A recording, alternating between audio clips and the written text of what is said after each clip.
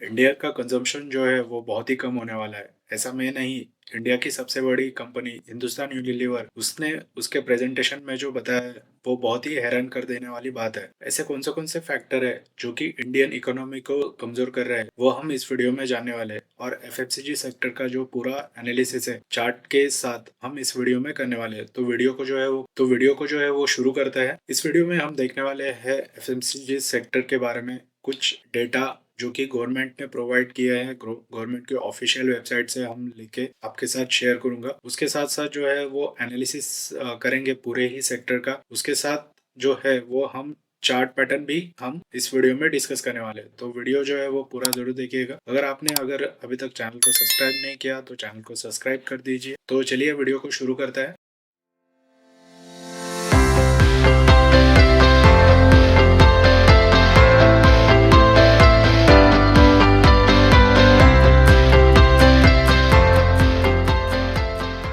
अभी हम स्टार्ट करते हैं पूरे डेटा के साथ, जो कि यहाँ पे मैंने खुद से निकाला है और उसकी पीडीएफ मैंने बनाई है। ये जो पीडीएफ है मैं नीचे डिस्क्रिप्शन में इसकी लिंक डाल दूँगा।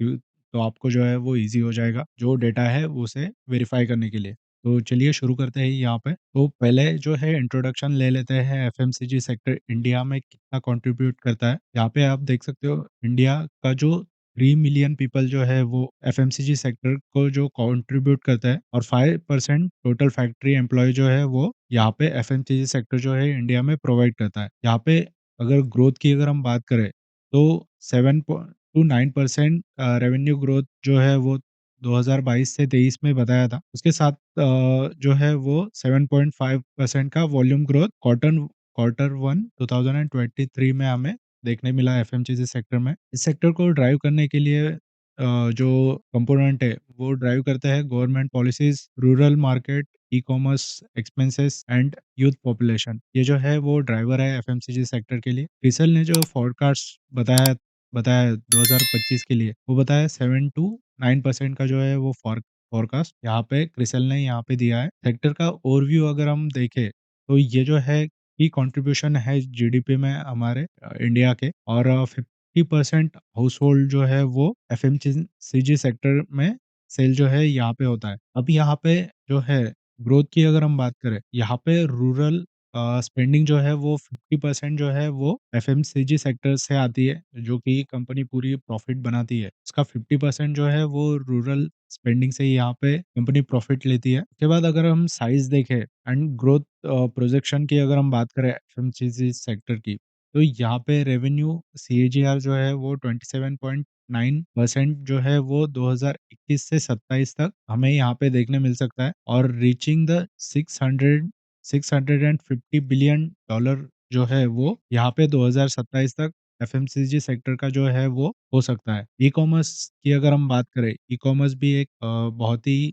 मेजर कंट्रीब्यूशन करता है एफएमसीजी सेक्टर के लिए। उसके अंदर 70% जो है वो कंजम्पशन जो है वो ई-कॉमर्स का है, और उसके साथ-साथ 185 बिलियन जो है वो 2026 तक जो है वो हो सकता है, ऐसा एस्टिमेट है। और उसके बाद ऑनलाइन ग्रोसरी जैसे कि स्विगी, ब्लिंकिट, ज़ोमैटो, इन्होंने जो पूरा दिया है फंक्शनैलिटी, उसके अंदर जो है वो 32% जो है वो यहाँ से रेवेन्यू जो है यहाँ पे एफएमसीजी सेक्टर को मिलता है। अगर हम ट्रेंड्स की अगर हम बात करें, तो एक बहुत ही बड़ा ट्रेंड भी इंडिया में बिल्डअप हो रहा है कि ऑनलाइन सारे जो प्रोडक्ट है वो मंगाए जा रहे हैं। तो इसके अंदर भी जो है वो ऑनलाइन का जो कंट्रीब्यूशन है वो बढ़ सकता है। B2C ब्रांड ये भी एक फास्टर ग्रोइंग कर रहा है यहाँ पे। ये जो है ये सारे ही इम्पोर्टेंट फैक्टर है, क्योंकि या ये जो है ये नए जो लोग हैं वो इसी रेंज में जो कंज्यूम करते हैं, ऑनलाइन ग्रोसरी मंगाना या फिर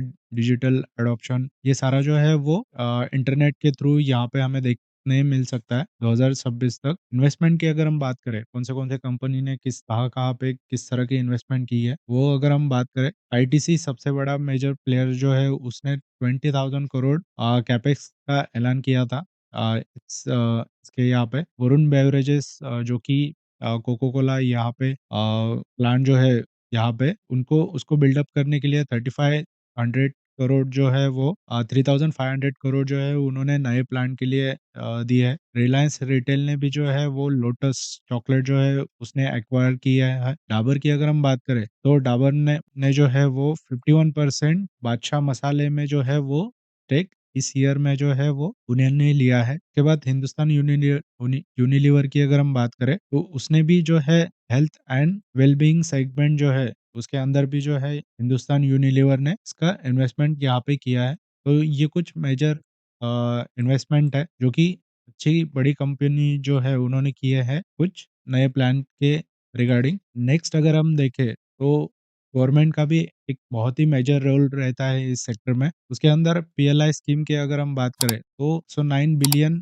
जो है उन्होंने बजट के लिए ऑक्युपाइड रखे हैं और 182 एप्लीकेशंस अप्रूव भी इसके अंदर हो चुके हैं। अगर इंसेंटिव की अगर हम बात करें तो 100% FDI in food processing in single brand retail, 51% in multi brand retail इसके अंदर हमें गवर्नमेंट की तरफ से इंसेंटिव भी मिलता है। उसके बाद जीएसटी ये जो सारे जो है वो भी इम्पोर्टेंट सेक्टर गवर्नमेंट के यहाँ से उठाए जाते हैं। फ्यूचर ट्रेंड्स की अगर हम बात करें तो रूरल में मार्केट में डिमांड जो है वो काफ़ी अच्छी है। रूरल डिमांड यहाँ पे ई-कॉमर्स ग्रोथ भी काफ़ी अच्छी यहाँ पे दिख रही है एफएमसीजी सेक्टर में। इसके बाद जो है वो इंटरनेट के यहाँ से भी ऑर्डर जो है वो अच्छे खासे मिलता है सारे ही कंपनियों को। ग्रोथ की अगर हम बात करें ई ग्रोथ की अगर हम बात करें तो यहाँ पे इनकम जो है वो मिड रेंज लोगों की इनकम जो है वो बढ़ रही है। गवर्नमेंट फाइनेंस भी यहाँ पे अच्छे खासे स्पेंडिंग जो है वो बढ़ रही है। रूरल एक्सपेंस जो है वो भी यहाँ पे बड़ा हो रहा है। इसकी वजह से भी इन कंपनियों को प्रॉफ़िट होता है। उसके साथ-साथ increase in digital transaction boosting in commerce. तो ये भी एक इम्पोर्टेंट फैक्टर है जो कि एफएमसीजी सेक्टर को बिलॉन्ग करता है। तो ये कुछ डेटा है जो कि मैंने गवर्नमेंट के ऑफ़िशियल वेबसाइट से कॉपी किए हैं। वहाँ से मैंने आपके यहाँ पे आपके साथ शेयर किए हैं मैंने। अब हम देखेंगे कि यहाँ पे सेक्टर में प्रॉब्लम कहाँ पे है। प्रॉब्लम की अगर हम बात करें हिंदुस्तान यूनिलीवर सबसे बड़ी कंपनी है, तो उसने जो आगे का गाइडेंस है उसमें कट कर दिया क्योंकि कंज़म्पशन जो है वो इंडिया का वो कम होगा, ऐसा जो है इनका अनुमान है। इसके 2-3 मेन की फैक्टर है क्योंकि यहाँ पे कोविड के बाद की अगर हम बात करें तो ये वो पूरा साल एक सब लोग घर के अंदर अटक गए थे। के बाद जो लोग बाहर निकले तो उन्होंने कंज़म्पशन जो है वो थोड़ा-सा बढ़ा दिया, जो स्पेंडिंग थे वो भी बढ़ गई। अब जो है वो थोड़ा-सा वो श्रिंक हो जा रहा है। सारे जो इक्विपमेंट है वो सारे ही बहुत सारे लोगों ने ले लिए हैं। जैसे कि ऑटो सेक्टर नेक्स्ट वीडियो हम ऑटो सेक्टर में भी बनाने वाला है। तो उसके अंदर हम डिटेल डिस्कस करेंगे कि ऑटो इंडस्ट्री भी जो है वो बहुत बड़ी मतलब वहाँ पे ऑफर्स भी चल रहे हैं, तो वो क्यों दिए वो हम उस वीडियो में डिस्कस करेंगे। तो हिंदुस्तान यूनिलीवर जो है वो अच्छी बड़ी कंपनी है, उसने भी गाइडेंस जो है वो घटाया है। तो अब हम जो है हर कंपनी के चार्ट जो हिंदुस्तान यूनिलीवर हो, आईटीसी हो या फिर टाटा कंज्यूमर हो, इन सारे सेक्टर के जो चार्ट है और एफएमसीजी सेक्टर का जो इंडेक्स है, वो चार्ट हम एनालाइज़ करेंगे और कहाँ पे ये जो बॉटम है, ये बन सकता है, वो हम डिस्कस करेंगे। तो हम यहाँ पे स्टार्ट करते हैं निफ्टी एफएमसीजी इंडेक्स जो है उसके यहाँ से हम स्टार्ट करते हैं। अगर हम चार्ट की अगर हम बात करें, तो टॉप से ये कंप्लीटली 20% डाउन है, 15% डाउन है यहाँ पे एफएमसीजी इंडेक्स की अगर हम बात करें। इसने हाई जो लगाया था वो 66,600 के पास जो हाई लगाया था और अभी करंट जो प्राइस चल रहा है वो 55,800 के पास जो है एफएमसीजी इंडेक्स का प्राइस चल रहा है। आज का दिन है 20th दिसंबर 2024 और यहाँ पे जो है ये एफएमसीजी इंडेक्स एक छोटे से पुल बैक के बाद फिर से एक डाउन मूव देने की यहाँ पे कोशिश कर रहा है और आज है फ्राइडे, तो ये जो अगर क्लोजिंग है 55,500 के नीचे अगर होती है एफएमसीजी इंडेक्स की, तो ये जो नीचे का लो है 51,000 या फिर 50,000 का लो भी जो है वो एफएमसीजी इंडेक्स टेस्ट कर सकता है। अगर हम थोड़ा-सा ब्रॉडर व्यू अगर हम देखें, तो कोविड के बाद कंटिन्यूअसली एक अप ट्रेंड हमें यहाँ पे देखने मिला। ये जो है ये कोविड का लो जो है इस लेवल पे इसने लगाया था 22,000 के पास और वहाँ से कंटिन्यूअसली एक अपवर्ड मोमेंटम में यहाँ पे एफएमसीजी इंडेक्स है। यहाँ पे फर्स्ट टाइम इस तरह का जो सिनेरियो है वो बन रहा है कि ऊपर से एफएमसीजी इंडेक्स 50% डाउन हो चुका है। इसके इससे पहले ऐसा मतलब बहुत ही मुश्किल है, मैं पीछे भी अगर जाऊँ तो ये कोविड का टाइम है। यहाँ पे 30% का जाउ डाउन मूव जो है वो एफएमसीजी इंडेक्स में आया था। उससे पहले भी अगर मैं देखूँ तो यहाँ पे मुझे कहीं पे भी ऐसे दिखाई नहीं दे रहा है कि एफएमसीजी इंडेक्स 50% ऊपर से डाउन हो रहा है। यहाँ पे एक बड़ी कैंडल है। ये जो है ये ओके, यहाँ पे भी एक 50% जो है वो ऊपर से नीचे आया था एफएमसीजी इंडेक्स। अब मतलब 20, 21, 22, 23, 24 4 साल बाद जो है वो यहाँ पे 50% डाउन जो है वो एफएमसीजी इंडेक्स हो चुका है यहाँ पे। तो अगर हम प्रीवियस अगर ट्रेंड देखें तो यहाँ पे हायर हाइज़ दिख रहे हैं हमें एक बड़े चार्ट पे। लेकिन यहाँ पे अगर इसने 53,000 के नीचे अगर मंथली क्लोजिंग भी अगर दी, तो हमें नीचे में 50,000 और नीचे में 45,000 के भी लेवल हमें यहाँ पे एफएमसीजी इंडेक्स में देखने मिल सकते हैं। अगर ट्रेंड की अगर हम बात करें तो अभी तक जो मेरे समझ में आ रहा है, एक higher highs and higher lows जो ट्रेंड है वो अभी एफएमसीजी इंडेक्स में बन रहा है। लेकिन जो गाइडेंस है, जैसे कि हिंदुस्तान यूनिलीवर ने और बड़े-बड़े कंपनियों ने जो गाइडेंस दी है, वो नेगेटिव गाइडेंस है। तो यहाँ पे थोड़ा-सा कॉशियस हमें रहना पड़ेगा। इससे पहले 50% ही जो है वो एफएमसीजी इंडेक्स ऊपर से नीचे आया है। तो यहाँ पे नीचे में हम 50,000 के पास जो है वो सपोर्ट यहाँ पे देख सकते हैं। इसके बाद हम जो है वो जो कंपनी है हिंदुस्तान यूनिलीवर, उसका थोड़ा-सा फाइनेंशियल यहाँ पे थोड़ा-सा ट्रैक करता है कि और उसके पेयर जो है वो किस तरह से परफ़ॉर्म कर रहा है, वो भी हम यहाँ पे अब देखेंगे। अगर हम यहाँ पे देखें पीई रेशो 53 का है यहाँ पे, और इंडस्ट्री पी जो है वो 61.9 का यहाँ पे हमें दिखाई दे रहा है। मार्केट कैप जो है वो 5,53,000 करोड़ की है यहाँ पे, और यहाँ पे अगर आरओई अगर हम देखें तो 20% का आरओई है, और पी अगर हम देखें तो यहाँ पे 61% का पी इंडस्ट्री पी हमें यहाँ पे दिखाई दे रहा है। और यहाँ पे अगर हम थोड़ा-सा नीचे आए, तो यहाँ पे हम चार्ट की अगर हम बात करें यहाँ पे, तो इसने हाई जो लगाया था वो 3000 के आस-पास जो है वो हिंदुस्तान यूनिलीवर ने हाई लगाया था, और अभी करंट प्राइस चल रहा है 53 के आसपास, 2354 के आसपास जो है वो अभी करंट प्राइस यहाँ पे चल रहा है। अगर हम इसका क्वार्टरली परफॉर्मेंस अगर हम देखें, और यहाँ पे 2021 सितंबर 2021 से अगर देखें, तो सेल जो है वो 13,000 करोड़ का जो है यहाँ पे 21 में सेल था, और अभी अगर हम बात करें तो यहाँ पे 24 में सितंबर 15,926 का जो है वो सेल यहाँ पे उन्होंने दिया है। अगर हम प्रॉफिट की अगर हम बात करें 21 में अगर हम बात करें तो 3000 ऑपरेशन प्रॉफिट जो है वो 3266 का था, और यहाँ पे करंट फाइनेंशियल ईयर सितंबर का जो अगर हम बात करें तो वो था 3787। तो अगर हम यहाँ पे परसेंटेज वाइज अगर हम देखें तो यहाँ पे इतना ज़्यादा भी प्रॉफिट हमें दिखाई नहीं दे रहा है। यहाँ पे नेट प्रॉफिट की अगर हम बात करें तो ये भी जो है वो इनलाइन है। इस क्वार्टर में जो है वो थोड़ा-सा कम आया है, प्रीवियस क्वार्टर में जो आया था, वो आया था 612 करोड़, और अभी इस क्वार्टर में जो रिज़ल्ट आया है हिंदुस्तान यूनिलीवर का, वो आया है तो 2595 करोड़ का जो है वो यहाँ पे प्रॉफिट हमें दिखाई दे रहा है। उसके बाद जो है इम्पोर्टेंट फैक्टर हम देखते हैं कि यहाँ पे सीएजीआर जो है वो किस तरह से ग्रो करेगा। 10 ईयर का जो सीएजीआर है वो 12% है।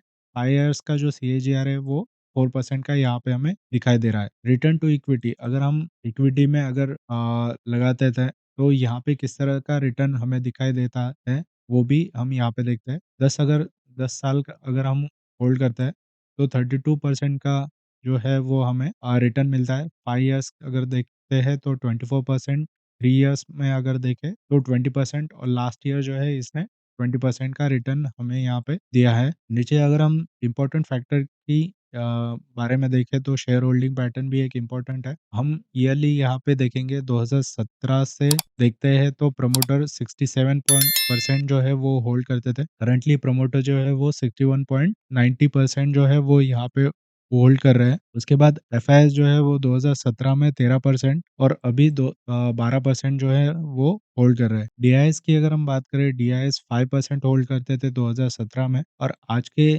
फाइनेंशियल ईयर में वो होल्ड कर रहे हैं 14% के आसपास। गवर्नमेंट में ने भी जो है वो 0.05% जो है वो इंक्रीज़ किया है, और पब्लिक के पास जो है वो भी 11% है। यहाँ पे इम्पोर्टेंट ये देखना होगा कि यहाँ पे आप देख सकते हो, यहाँ पे मार्च में अगर हम क्वार्टरली देखें तो अच्छे से समझ में आएगा। यहाँ पे आप देख सकते हो एफआईआईज़ जो है वो बाय कर रहे हैं यहाँ पे, ठीक है? डीआईएस भी यहाँ पे बाय कर रहा है, लेकिन यहाँ पे पब्लिक जो है वो यहाँ पे कम होती जा रही है। पब्लिक अगर हम देखें यहाँ पे 12% था, लेकिन यहाँ पे सितंबर में वही जो आंकड़ा है वो 11% के आसपास जो है यहाँ पे कम हो चुका है।